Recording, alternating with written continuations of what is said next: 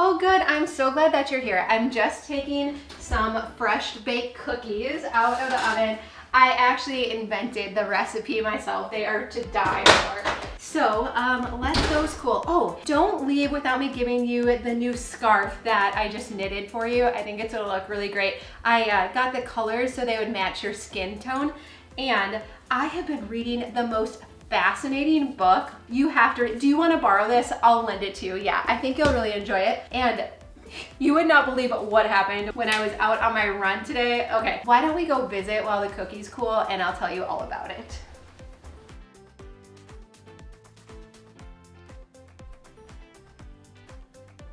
Okay, so today let's talk about fantasy self stuff. And I don't want to imply that this is a super easy topic or cut and dry at all, but I do think there's some questions that we can ask ourselves that will help to make these decisions just a little bit easier. I did put them all together in a printable that you can get down below as well, if that's helpful for you to kind of work through. But why don't we go through them? So I saw a video that was super helpful by an actual psychologist, so someone that knows what they're talking about. So I'm gonna link to that down below. It might be helpful for you too, but today I mostly wanna share just from my own experiences and from those of you who have shared. And like I said, I think there's some questions that we can ask ourselves that will make it a lot easier. So first and foremost, what is our fantasy self? Like, what are we even talking about here?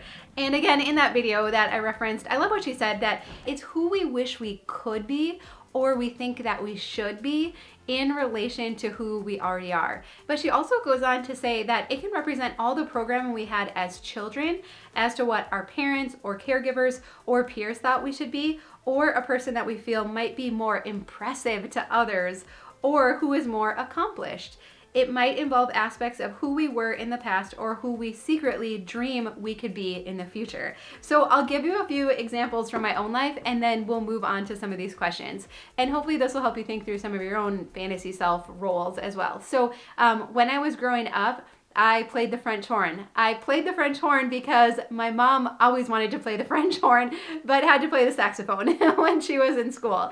And so I played all through high school and into college as well. And it was a great experience, but I never actually fully saw myself as a French hornist. I enjoyed it. It wasn't bad by any means. I had some great experiences traveling with band and it was just a good like discipline to learn too. But after college, even though I had bought my own French horn, I never played again. And I ended up selling it when Tom and I needed money one year, right?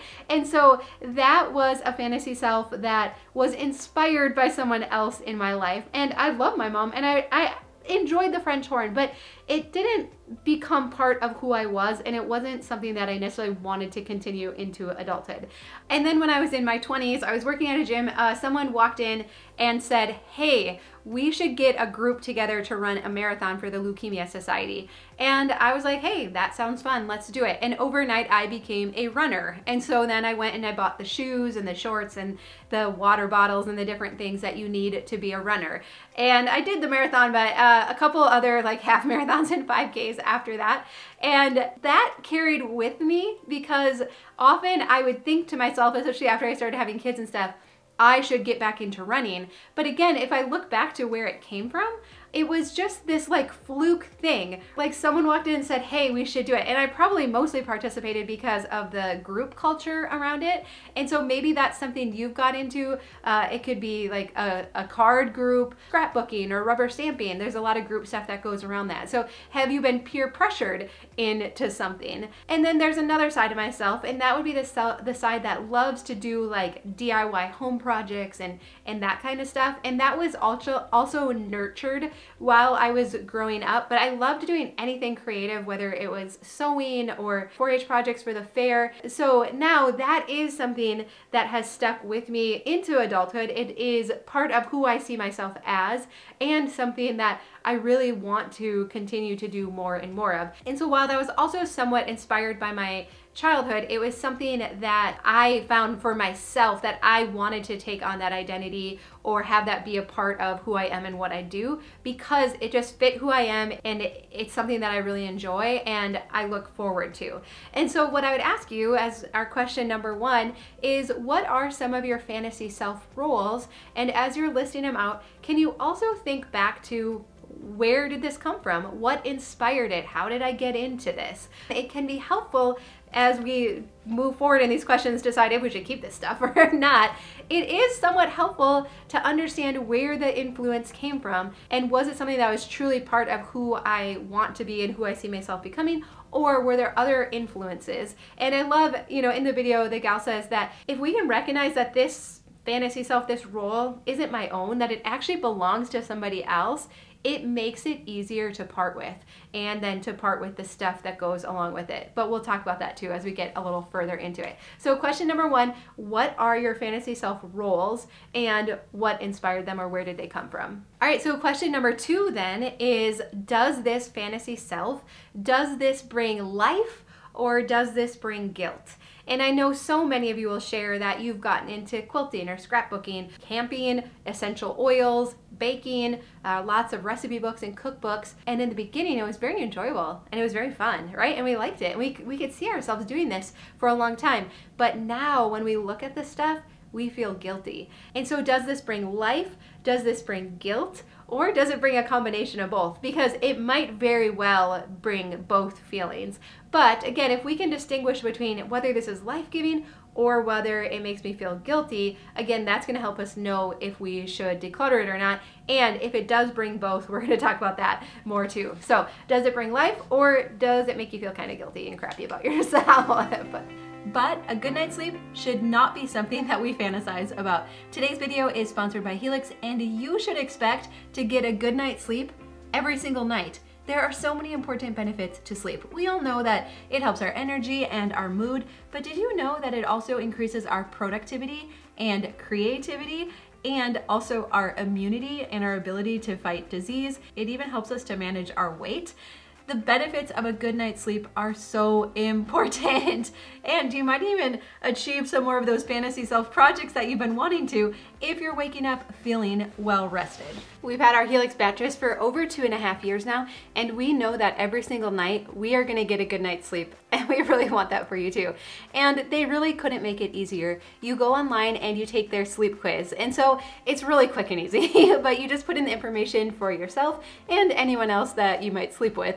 And so you put in like height, weight, that kind of information, but then also what position do you normally sleep in? And do you ever wake up with back pain? That's a big one. Also, what firmness do you generally prefer? And then they combine all that information and they make a recommendation to you for the best mattress to fit your body and your sleep style. And so for us, it's the Helix Dusk Luxe, and we're so pleased with how well it's been holding up. You can't tell any like indents or either asleep. It's still perfectly flat and still has just the right firmness as when we first got it. But to put your mind at ease, because you would be buying a mattress online and you don't get to go into a store to test it out, they give you a 100-night sleep trial. So you get to sleep on it for over 3 months and really get to test it out night after night to see if it's just the right fit for you. And if not, no worries, they will help you out with that. But beyond that, once you get through your initial 100 nights, they also have a 10-year warranty. So they are standing behind the mattress to make sure that you get a good night's sleep now and into the future as well. And if you use our link down below, you can save up to $200 and get a couple of free pillows as well. But the most important part is that you get to enjoy all of these great benefits of a good night's sleep, like more productivity, more energy, more creativity, right? So you can actually finish and complete some of those fantasy self projects that you've been wanting to.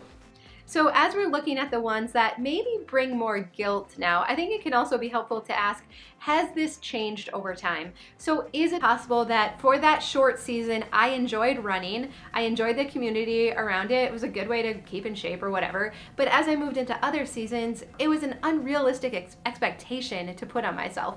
And so it can be really helpful to ask ourselves, has this changed or evolved over time? And if so, that's okay, right? All right, so question number 4. Is it possible that if we decluttered some of our fantasy selves, that it would leave more room, time, energy, finances to invest into one or two that fits the season of life that we're in right now and who we want to be from here on moving forward? And so is it possible that we can really simplify things and then it's actually gonna be more enjoyable? So I've shared that like over the past year, I kind of realized like I could really only have like one-ish hobby, right? And so I decided that I wanted that to be gardening. I wanted to learn how to plant a garden, grow a garden, and cook and can and take care of the produce then that comes out of it. And so that became kind of a singular focus to me. I probably had another like partial hobby in making bundt cakes, and that has been super fun for me as well. It was fun to do it and to make the recipe book, but I don't think it'll be a long-term thing. But I try not to get things that I have to get like more baking materials or equipment or that kind of stuff for. So that's why I kind of like really narrowed in on bundt cakes, and I only needed the bundt cake pan, and then that was enough. So anyways, I have like 1.5 hobbies now, right? But I love it. I enjoy it. And I can still keep my house simplified so that I have time to do those things. And I know I've shared this story before, but my mom loves rubber stamping, and she'll just tell me over and over again that as she has simplified her materials for it, that it is so much more enjoyable. So again, as we're weeding out those hobbies or those fantasy self things that don't bring life to us, if we look at the ones that we would potentially keep, could we even simplify them further, and would we enjoy them even more? Isn't it amazing? It just never ceases to amaze me how in every area of life, if we will lower and reduce the inventory, it makes it easier and more enjoyable. I don't know that I have found an area of my life that that's not true. And so we simplify it, and then many of us find that it's less to manage, and that we are more likely to do the activity then that we have acquired this stuff for. And then again, along the lines of if we're deciding what to keep and how much to keep, I think it's really helpful to ask ourselves, when will I do this hobby, and how much time do I have for it? You know, when you would look at my mom's rubber stamp stuff, you would think that she was doing it 8 hours a day, 7 days a week by how much stuff she had acquired, right? And we know how it happens.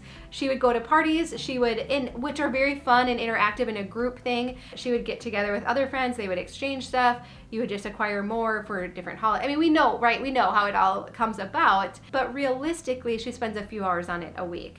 And so it can be very helpful to realistically estimate out how much time do I have for this, and then how much stuff do I need to do that. Now, again, I don't want to imply that it is just super easy then, right, to declutter all of this stuff. And so if you find yourself with overflowing craft room, or that you've bought tons and tons of stuff, it's really helpful to do it in layers. So we don't go in trying to fully declutter the whole space in one weekend. We get rid of stuff that we know we're not using. We donate stuff that we think others could make use of. And then over time, we continue to whittle it down, either by donating or selling the stuff until it's a more manageable amount. But I know so many people say like, oh, how do I tackle my craft room? And I would set the timer for 15 minutes and go in and group like with like. That's a very effective strategy for any area that's ever overwhelming to you. So we group like stuff with like stuff, and it helps us to see how much we have, and it shows us where we have duplicates, and then we can start to let some of that stuff go. But again, if we've spent a lot of money on this stuff, that's not always easy. I'm actually seeing a basket of books now under my bed, and so I would say I probably have another fantasy self of reading lots and lots of books and being very knowledgeable. And again, going back to that like initial slide where she says, do I hope that this is going to make me a better version of myself, or a version that more people would like? And I find myself, because I'm like, oh, I want to be super smart, right? I want people like, oh, wow, that was so good what you said, right? And so if I read books and I get these like pieces of knowledge and I can share them, doesn't Dawn look so smart, right? But again, that's not wrong. It's not wrong that I want to find helpful things and share it with others.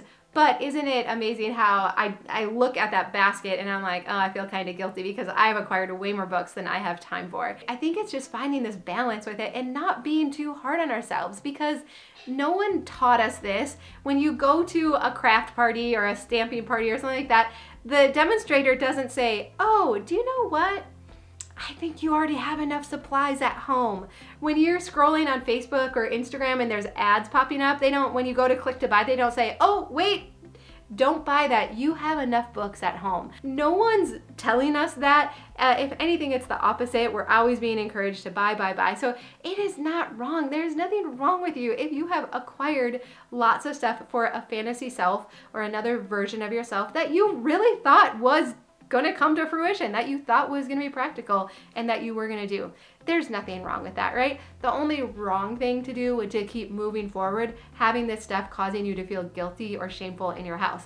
That's kind of wrong, in my opinion, if I were to say so. So let's be willing to move that stuff out, because again, everything in our house is sending us messages, and we only want to have stuff in our house that is sending us good and positive messages. All right, so one more topic that I do want to tackle, because I think it's important, is when it comes to health stuff, exercise stuff, stuff for making smoothies and cooking healthy and all of that stuff. Let's talk about that, because I know sometimes we feel like, well, I can't declutter that stuff because I actually do need to become a healthier version of myself. So earlier this fall, I got to visit with Dr. John Deloney, and I actually asked him this question because I know it's something that hangs all of us up, and here's what he had to say.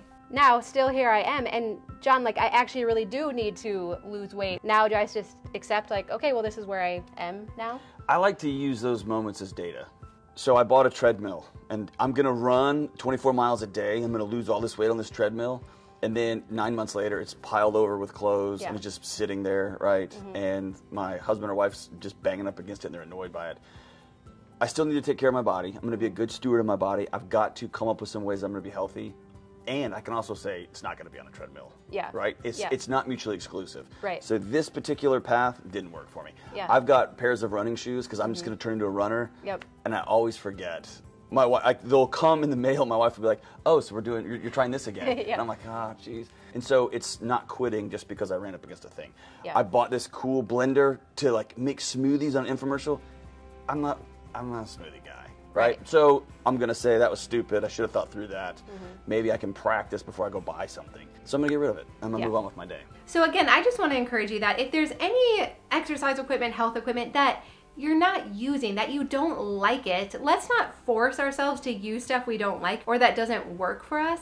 Instead, let's just look for the simplest form of this that we can do. So maybe it's just developing a walking habit, and maybe you know yourself and you're more likely to go if you find a walking partner in your neighborhood or a friend that you can meet up for. So again, it didn't necessarily need more equipment. Maybe we just needed a little built-in accountability or someone else to do it for. Even when it comes to healthy eating, I found that you don't really need Vitamixes, NutriBullets, I don't know, what are the other things you see on infomercials late at night, right? Protein powders, all that kind of stuff. For most of us, we can use the stuff that we have in our kitchen to start the healthy eating habit, and then once we have developed the habit, we might reward ourselves by investing in a NutriBullet or something like that. Similarly, once we develop the habit of walking, then we're going to invest in a new pair of walking shoes or a cool water bottle or something else like that. And one last thing that Nina said in that video that I thought was so good is to remember that we are enough how we are right now. And so it's cool to get things that help us to be better versions of ourselves, that are things that we enjoy doing. But again, if we're looking for this stuff to make us cooler, more popular, more likable, something like that, we're probably gonna come up empty-handed, right? And so you are enough how you are right now. I know it doesn't always feel like it. I understand that, right?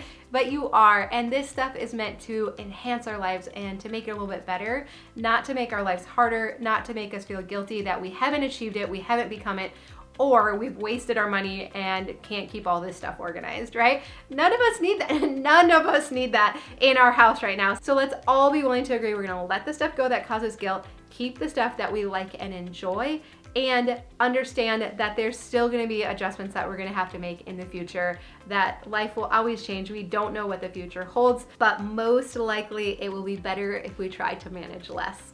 All right, well, I'm looking forward to hearing down below, like, what are the different fantasy selves that you've had, the different versions. Again, if you have spent money on this stuff, it can be hard to let it go, but you're worth it. Your mental energy and everything is so worth it. So you have permission today to let that kind of stuff go. And if you're still struggling with knowing where to start with decluttering, in our last video, we talked about 21 things to declutter on garbage day, and we had some checklists that go along with it. So I'm gonna link to that as well. Again, if you're just like, somebody just tell me what to do, that's exactly what we did in that video as well. So I'll link to that if you're looking for a little extra motivation. But I love you. I hope you have a really good day, and I'll see you again soon.